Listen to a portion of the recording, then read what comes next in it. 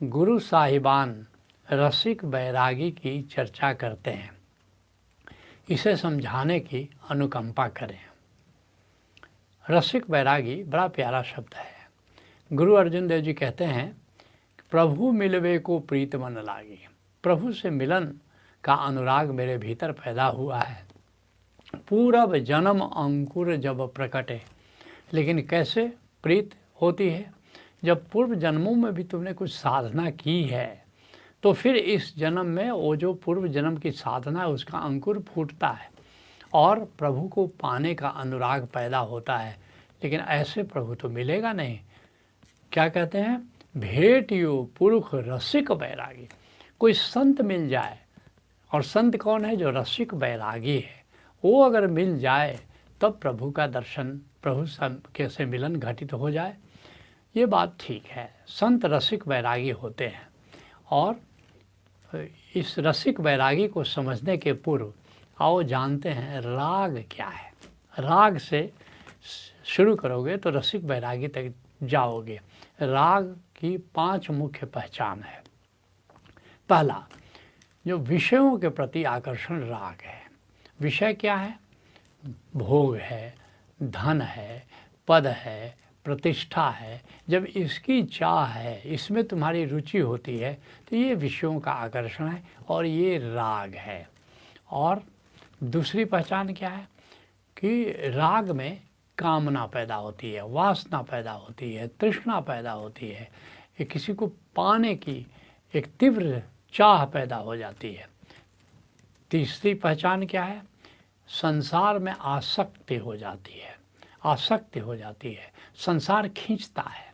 चौथी पहचान है तुम्हारे संबंधों के प्रति, जो भी संबंध हैं संसार में, वो संबंधों के प्रति मोह पैदा होता है। कहीं ये संबंध टूट न जाए, संबंधी कहीं बिखर न जाए, संबंधी कहीं हमसे दूर न हो जाए। और जबकि सारे संत समझा रहे हैं कि ये जो संबंध है ना, ये माया है, ये छलावा है। तुमको लगता है कि ये तुमको प्रीत करने वाले लोग हैं नहीं। शंकराचार्य समझाते हैं, जब तक धन अर्जन में सक्षम तब तक तुम सबके हो प्रियतम। जब धन ही नहीं अनुराग का, जब धन ही नहीं संसार कहाँ, और जब सूखा जल तो ताल कहाँ। अरे जो सूख जाए सरोवर तो उसको सरोवर नहीं कहते हैं, उसको गड्ढा कहते हैं। ऐसे ही जब तुम धन अर्जन में सक्षम नहीं हो तो फिर तुम उनके स्नेही नहीं होते हो। बुढ़ा कहते हैं, रिटायर कर गए तुम। लेकिन लोग हैं कि समय रहते इस बात को समझ नहीं पाते हैं। और फिर 5वीं पहचान है कि जब राग पैदा होता है तो षट विकार भी पैदा होते हैं, षट रिपु भी आ जाते हैं। काम, क्रोध, लोभ, मोह, ईर्ष्या, द्वेष। अगर ये पैदा हो तो समझ लेना कहीं न कहीं उसका बीज राग रूप में तुम्हारे भीतर है। इसलिए सारे संत कहते हैं कि ये षट रिपुओं से मुझे दूर रखना। मीरा कहती है, मनुआ राम नाम रस पीजे, काम क्रोध मद लोभ मोह को चित्त से बहाए दीजिए, मनुआ राम नाम रस पीजे। तो ये 5 चीज़ें अगर पैदा हों तो समझ लेना कि तुम कहीं न कहीं राग में हो। तो अब आओ जानते हैं कि फिर वैराग्य क्या है। वैराग्य के भी 5 मुख्य पहचान हम बताने जा रहे हैं। पहली पहचान है कि फिर विषयों के प्रति तुम विरत हो जाते हो, विषयों से तुम दूर हो जाते हो। विषयों में अब तुम्हारा मन नहीं लगता है। विषय क्या क्या? मैंने बताया, भोग है, धन है, पद है, प्रतिष्ठा है। इन सब चीज़ों में अब तुम्हारा आकर्षण नहीं रहता, जिसके लिए अष्टावक्र कहते हैं, बंध विषयों में रस। विषय में रस है, इसका मतलब कि वो बंधन है, राग है। और मुक्ति उनसे विरत। और फिर मुक्ति क्या है? जब विषयों से तुम दूर हो जाते हो। दूसरी पहचान क्या है वैरागी की? वो है निष्कामना। निष्कामना, अब कामना नहीं रहती, दूसरा मेरे लिए क्या करे क्या नहीं करे, दूसरे से अपेक्षाएं तुम्हारे भीतर नहीं रहती। जिसके लिए कबीर साहब कहते हैं, चाह गई चिंता मिटी मनुआ बेपरवाह, और जिसको कछु न चाहिए सोई शहंशाह। फिर तो तुम शहंशाह हो जाते हो। तो जो दूसरा है निष्कामना, जिसके लिए अष्टावक्र कहते हैं, हे जनक कामना जैसी व्याधि नहीं, और निष्कामना सी समाधि नहीं। ये जो कामना है ना, ये रोग है, और जो निष्कामना है यही स्वास्थ्य है। समाधि सारी समस्याओं का समाधान है। जो तीसरी पहचान है कि संसार के प्रति उदासीनता पैदा हो जाती है। अब संसार में रुचि नहीं रहती, संसार तुम्हें आकर्षित नहीं करता, तो संसार के प्रति उदासीनता पैदा हो जाती है। चौथी पहचान जो वैराग्य की है वो है अब तुम संसार का त्याग कर देते हो, संसार से दूर जाना चाहते हो, कोई जंगल चले जाना चाहते हो, कहीं निर्जन स्थान पर जाने का मन करता है, हिमालय जाने का मन करने लगता है, तो संसार से के त्याग की भावना पैदा हो जाती है। तो ये वैराग्य की पहचान है। और फिर पांचवी पहचान है कि अब फल के प्रति अनासक्ति हो जाती है, कि अब जैसे एक संसारी व्यक्ति है, अब उद्देश्य के अनुसार फल पाने के लिए बड़ा आसक्त रहता है कि परिणाम हमारे अनुकूल हो, लेकिन फल अच्छा हो बुरा हो, अब उसे कोई लेना देना नहीं है, तो फल के प्रति अनासक्ति हो जाए तो समझ लेना कि वैराग्य है। संसार से कुछ पाने की इच्छा समाप्त सी हो जाती है। तो अब जानते हैं कि फिर रसिक होना क्या है। इसके लिए 5 मुख्य पहचान बताते हैं। पहली पहचान है कि अब कर्म करने में मज़ा आने लगता है। जैसे जिसको राग है उसको फल पाने का मज़ा होता है, लेकिन जो रसिक व्यक्ति होता है उसको कर्म करने का मज़ा आने लगता है, कर्म उसके लिए उत्सव हो जाता है। अध्यात्म उपनिषद का ऋषि कहता है कर्मैव क्रीड़ा, कर्म हमारे लिए क्रीड़ा हो गया है, कर्म हमारे लिए खेल हो गया है, कर्म हमारे लिए उत्सव हो गया है। तो रसिक की पहचान यही है कि कोई भी काम करेगा तो बड़ी तल्लीनता से करेगा, उसको बड़ा मज़ा आएगा। दूसरी जो पहचान है कि अब उसको सेवा करने में बड़ा मज़ा आता है, उसको परोपकार में बड़ा मज़ा आता है, उसको बहुजन हिताय बहुजन सुखाय कुछ करने में बड़ा मन लगता है, क्योंकि अपनी उसकी कोई समस्या नहीं है, अपनी कोई चाह नहीं है। तो फिर जब रसिक हो जाएगा तो फिर उसको दूसरे के लिए कुछ करने के में बड़ा अच्छा लगेगा। इसलिए कबीर साहब कहते हैं तरवर सरवर संत जन और बरसता में परमार्थ के कारणे चारों धरिया दे। जैसे वृक्ष है, जैसे सरोवर है, जैसे संत है, जैसे बादल है, वो दूसरे के लिए जीता है, दूसरे के लिए कर्म करता है और बड़ा मज़ा आता है। तभी तो ऐसा थोड़े कि तुम जा कर के सरोवर में जल पीते हो, पंछी जल पीते हैं तो पंछियों को भी मज़ा आता है, सरोवर को भी बड़ा मज़ा आता है। ऐसा थोड़े कि जब वृक्ष का फल खाते हो तो तुम्हें ही मज़ा आता है, वृक्ष को तो जब वृक्ष का फल पंछी खाते हैं, मनुष्य खाता है तो उसको बड़ा मज़ा आता है। तो ऐसे ही बादल जब बरसता है तो ऐसा थोड़े है कि फिर जहाँ बरसता है वहाँ के जीवों को मज़ा आता है, बादल को भी उनकी प्यास बुझाने में मज़ा आता है। ऐसे ही संत है, किसी के लिए कुछ करना, किसी का दुख दूर करना, उसको बड़ा मज़ा आता है। तो ये रसिक की पहचान है। फिर रसिक की तीसरी पहचान क्या है? गुरु और गोविंद के प्रेम में जीता है, गुरु से अगाध प्रेम करता है, गोविंद से अगाध प्रेम करता है, ये रसिक की पहचान, उसके सुमिरन में जीता है। और फिर चौथी पहचान क्या है? हर कार्य प्रभु का कार्य समझ करके करता है। ये प्रभु ने हमको माध्यम बनाया है, ये इस रोल में प्रभु ने हमको बिठाया है, तो कितना मज़ा है, तो ये सब काम उसी का है। तो इसके लिए जैसे भक्त राम प्रसाद हैं, बंगाल के संत हैं, कहते हैं तोमार कर्म तुम ही करो माँ, ये सब कर्म तुम्हारे हैं और माँ के ईश्वर को कह रहे हैं, गोविंद को कह रहे हैं, तुम ही करते हुए तो मुझे माध्यम बना लेते हो, मुझे श्रेय देते हैं। अशकल ही तुम्हारी इच्छा, ये सब तुम्हारी इच्छा से होता है, सारे कार्य तो तुम्हारे द्वारा ही संपादित होते हैं। और जो पांचवी मुख्य पहचान है वो है कि आनंद और उत्सव में रसिक जीता है। भीतर आनंद और बाहर उत्सव। उत्सव क्या है? कर्म अहोभाव के साथ कर्म करता रहता है, ये उत्सव है, जहाँ कर्म करने का मज़ा और सदा अहोभाव में जीना, कोई शिकायत नहीं, क्योंकि जब फल की आशा ही नहीं करता, फल की अपेक्षा ही नहीं करता, तो फिर शिकायत क्यों पैदा होगी? तो ये 5 पहचान रसिक की है। अब आओ तुम्हारे मूल प्रश्न पर आते हैं। तुम पूछते हो ये रसिक वैरागी क्या है? कृष्ण जिसको निष्काम कर्मयोगी कहते हैं, निष्काम कर्मयोगी कहते हैं, वही रसिक वैरागी है।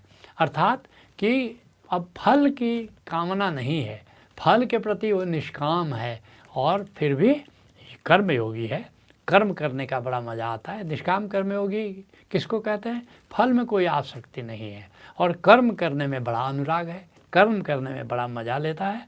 तो जिसको कृष्ण निष्काम कर्मयोगी कह रहे हैं तो उसी को संत रसिक बैरागी कह रहे हैं, जिसको और उसी को ओशो जोरवाद बुद्धा कह रहे हैं। जो रसिक बैरागी है, निष्काम कर्मयोगी है, उसी को कृष्ण करें जोरवाद बुद्धा। जोरवाद बुद्धा का मतलब क्या हुआ? जब किसी के लिए कुछ करना है तो वो जोरवा की तरह हो जाता है। और बुद्धा का मतलब क्या हुआ? आनंद में जीता है। जोरवा का मतलब क्या हुआ? उत्सव में जीता है। जो ऐश्वर्य में जीता है, जो उत्सव में जीता है वो जोरवा है, और जो आनंद में, भीतर के आनंद में जीता है तो वो बुद्धा है। तो जिसको ओशो कह रहे हैं जोरवा द बुद्धा, उसी को कृष्ण कह रहे हैं निष्काम कर्मयोगी। और पारिभाषित गीता में कह रहे हैं अध्याय 6 का पहला श्लोक है, बड़ा प्यारा है। अनाश्रितः कर्म फलम, कर्म के फल के प्रति वो आश्रित नहीं है, फल पाने के लिए जो कर्म नहीं करता है। और अनाश्रितः कर्म फलम अकार्यम कर्म करोति, फिर भी कर्म करने का मजा लेता है। करने योग्य जो भी कर्म है उसको निश्चित रूप से करता है। सन्यासी च योगी च न निरग्नि न चाक्रिय, कहते हैं कृष्ण वही असली सन्यासी है, वही असली योगी है। ऐसा नहीं कि जिसने अग्नि का त्याग कर दिया। उस युग की मान्यताएं थी कि कच्चा ही जो खाता है, फल फूल खा करके जीवित रहता है, वो सन्यासी। बोले नहीं, ना निरग्नि न चाक्रिय। बहुत लोग कर्मों का त्याग करके चले जाते थे, जंगल चले जाते थे, वो लोग सोचते थे कि बड़ा भारी योगी है। नहीं, वो भी योगी नहीं है। असली योगी कौन है? जो निष्काम कर्मयोग करता है, वही असली सन्यासी है, वही असली योगी है। तो ये रसिक बैरागी जो निष्काम कर्मयोगी है, वही वास्तव में रसिक बैरागी है। जो जोरवाद बुद्धा है वही रसिक बैरागी है। तो अब कहना आसान है रसिक बैरागी, लेकिन होना आसान नहीं है। अब आओ जानते हैं कि रसिक बैरागी होने की तब कला क्या है, कैसे एक व्यक्ति, कैसे एक साधक, कैसे एक संत रसिक बैरागी हो सकता है।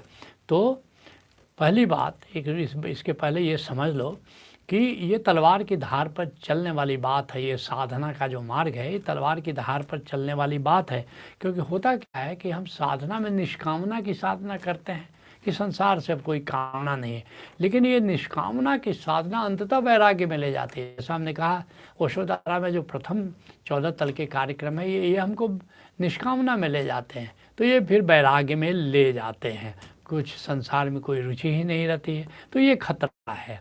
और जो दूसरा, जैसे ज्ञान योग की अगर कोई साधना करता है, जैसे ओशोधारा में मैंने बताया आत्मा की साधना, ज्ञान की साधना प्रथम 14 तलों में होती, तो ये वैराग्य में ले जाती है।